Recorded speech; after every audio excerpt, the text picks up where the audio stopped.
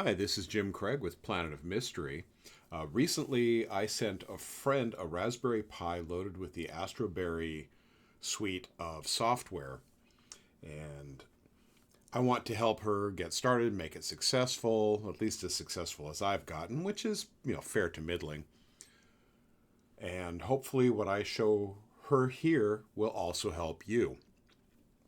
Now, I'm going to operate under the assumption that you know at least how to get the Astroberry files onto a Raspberry Pi or onto a micro SD card, plug it into the Raspberry Pi, and get started.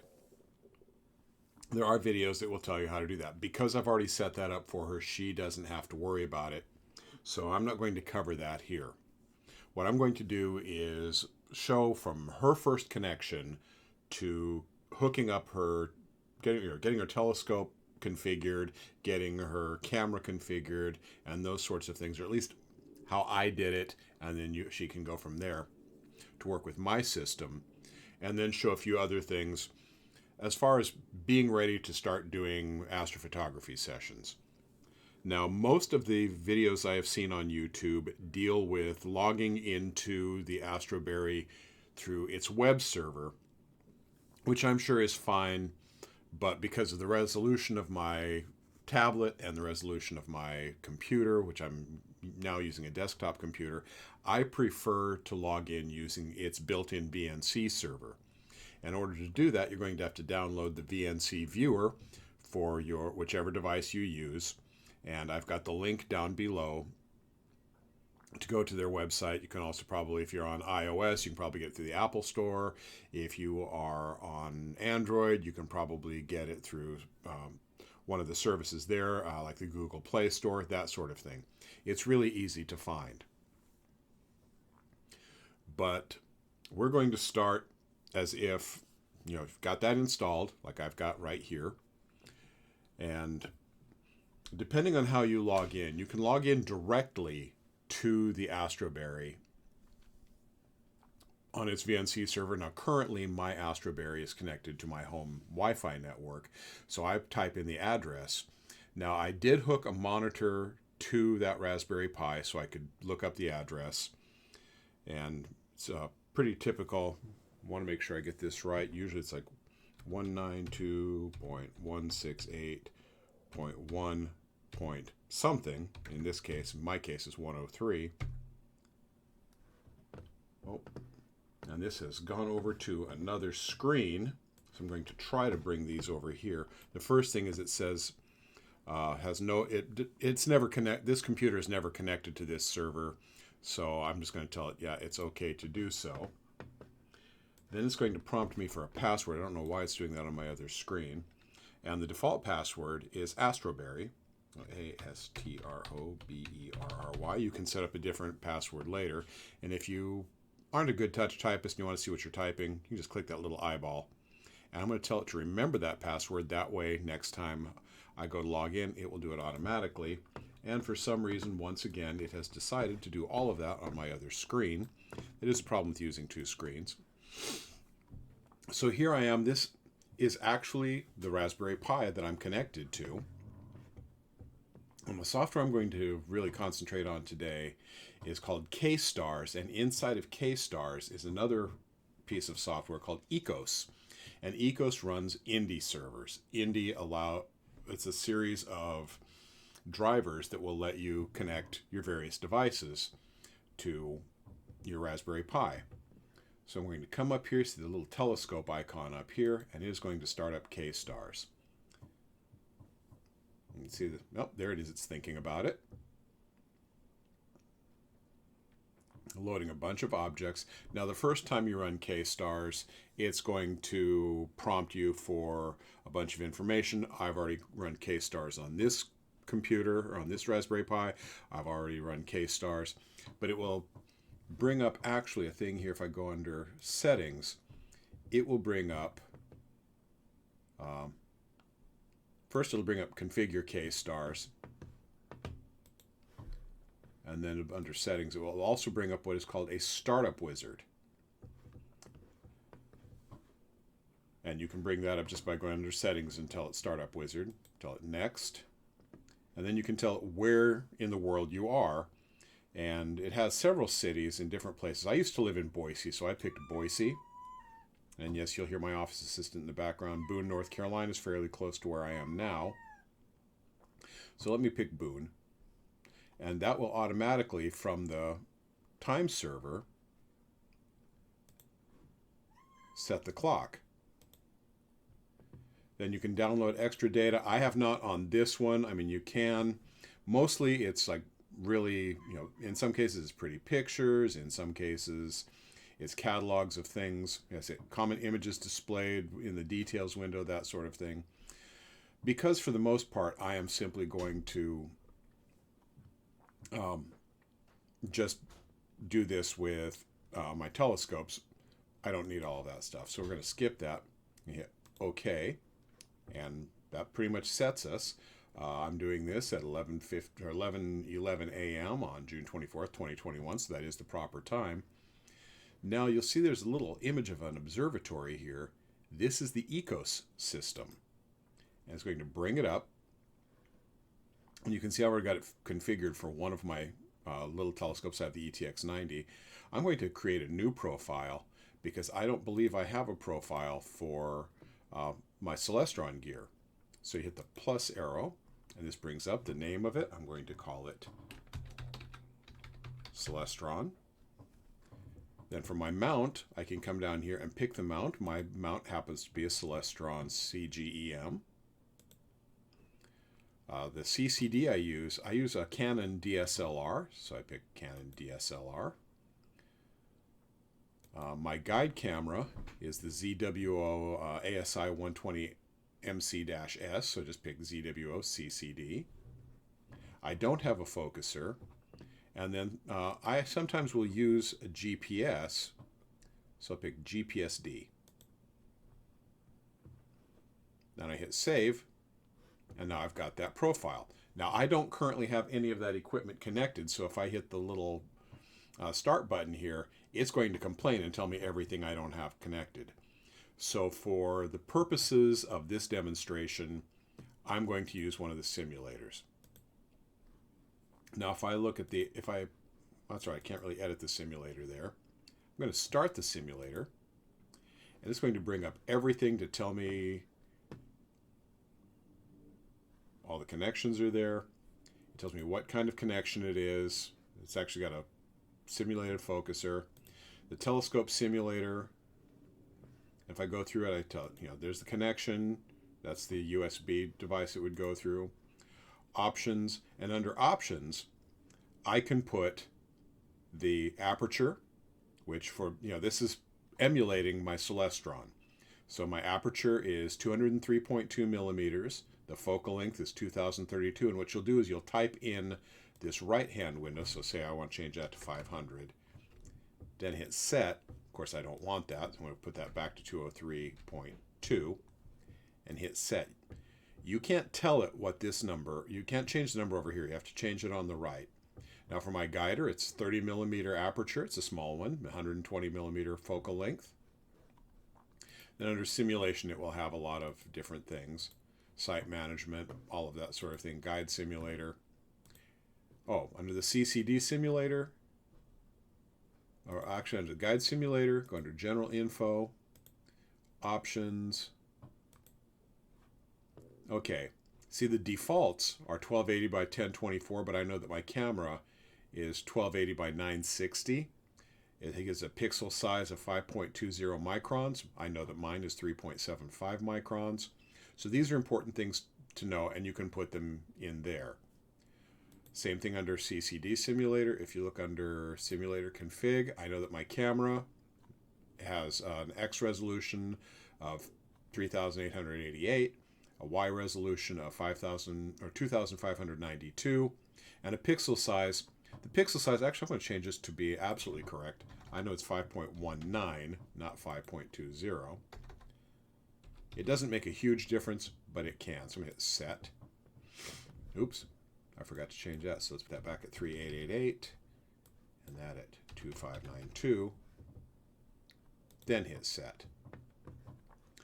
So I can now close this window and I'm set to go. Now you have several options here, but I always start at the beginning over here for align, because one of the important things on your scope is to make sure that your scope is polar aligned. Now if we go over here to the scope, it's going to tell us that tracking is off. We're going to make sure our telescope is parked. And I picked a parking position over here.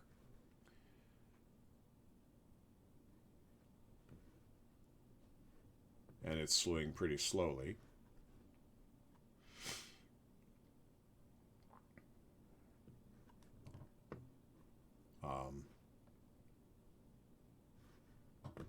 Okay, again, we're just getting started here. So now let's go to align, and we're going to polar align it. And because the simulator works so well, I said I'm going to go through, I tell it which scope. Okay, see there it's saying CCD simulator. I'm going to use guide simulator. So it gives me a focal field of view of 8.1 arc minutes by 6.1 arc minutes. Oh, that's primary guide scope. There we go. That's about 2 degrees by, almost 2 degrees by 2 degrees. That's, when you do polar alignment, you need a fairly wide field of view. That's why I'm doing it through my guide scope. Well, if there's a little hiccup here, it's because I realized I'd left something out and wanted to come back to take care of that. It will also make setting up this polar alignment a little bit easier. One thing that I forgot to set the first time, you'll see here it says bin 4x4. When you bin an image, it will take the pixels and take like a matrix of 4 pixels by 4 pixels and average them, which means you get a cleaner image and a brighter image, but it also means you get a much smaller image. And I'm going to turn off binning for doing polar alignment because it's not necessary. So we're going to put that at 1 by 1, and that's going to help. Now we're going to go over to polar alignment, click on that, and you can see here it's got methods that tell you what to do. It says this tool provides a simple method for polar aligned German equatorial mount. Now this only works with the German equatorial. And it says park your mount in a home position where it points toward the celestial pole with a counterweight down. And then you tell it the direction and the speed. So you tell it find. So now we're just going to hit start. And what it's going to do is it's going to take an image. It'll take about 5 seconds to capture that image because that's what I've got it set at. And then when it does the solver, when it finishes the solver, watch over here. You're going to see a little window pop up over Polaris there that will show you which direction the telescope is actually pointing and the field of view of the camera. And this assumes it's going to solve it. It actually worked. Oh, there we go. So you can see the telescope, the camera is actually pointing this way rather than up from the horizon, but it's working. So now it's rotating the mount, and you can see the mount rotating here as right ascension goes. It's finished that. Now it's going to capture the next image. And you'll see this little rectangle here rotate as it does so. So it's solving the image, and you can see it actually did it pretty quickly.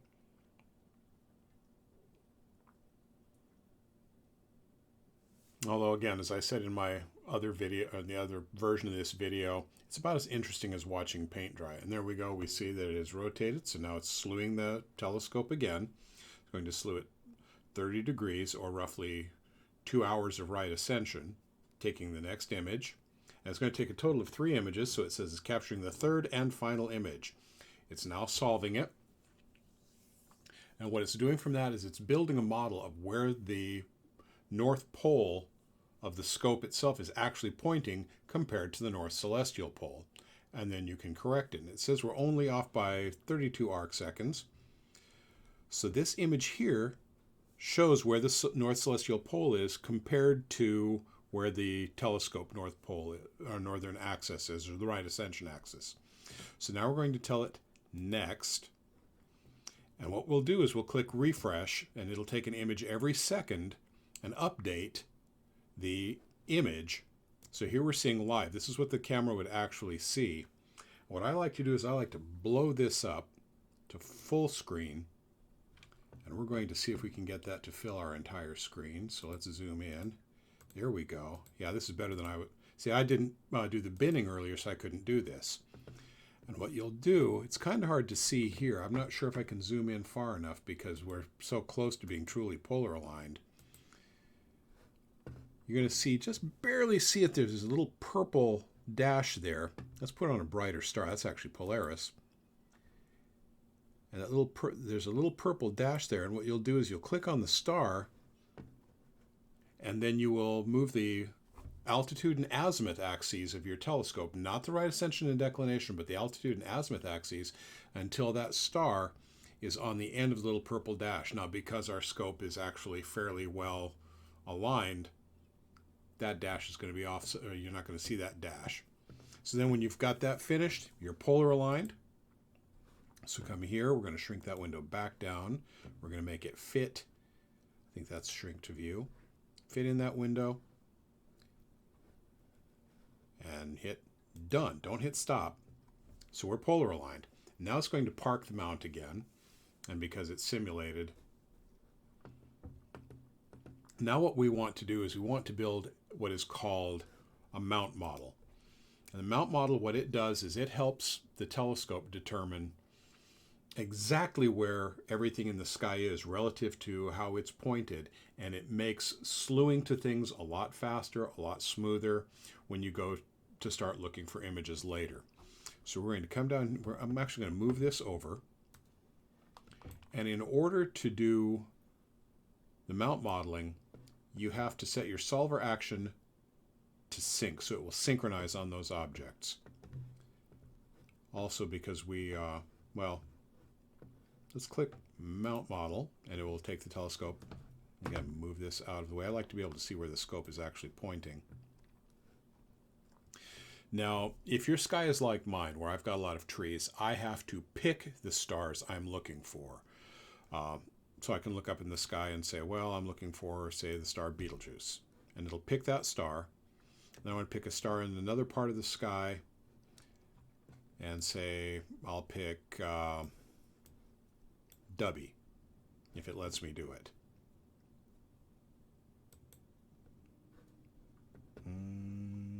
Doesn't look like it's going to.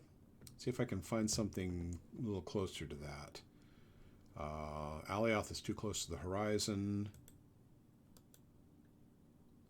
Merak, maybe it'll let me pick Merak. Oops. Common names. Mirfak won't let me do that. Let's see if I can find a star somewhere else in the sky that it will let me pick.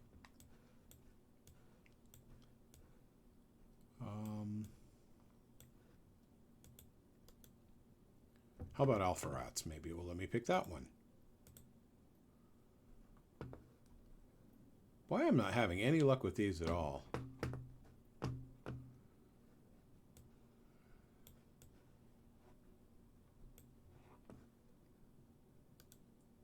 Hamal.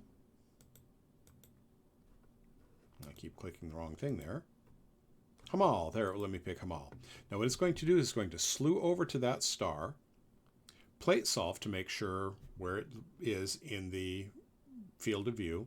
Then it will slew to the next one, and that will help it build in the Raspberry Pi build in its memory exactly where everything is. So we're going to click on that. We're going to click Start. And the telescope is slewing there, which means if we... Oh, the telescope is still parked, so what we have to do is come over here to the telescope and tell it unpark. So let's stop that and try that again. There we go. Now you can see the telescope is slewing. It's going to probably take the long way to get there.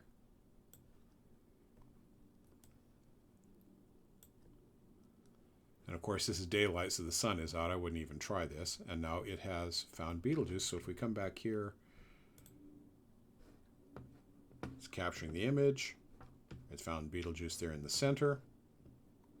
And actually what I would probably do if I were out in the field is rather than do this with the guide scope and the guide simulator, I would do this with the main scope. So now it's plate solving. It did find it, and you can see that was off by 2 arc seconds, which is really, really good. Now, of course, that wouldn't happen probably in the real sky. Okay, it's now gone over to Hamal. It's capturing an image of it. It's starting the solver.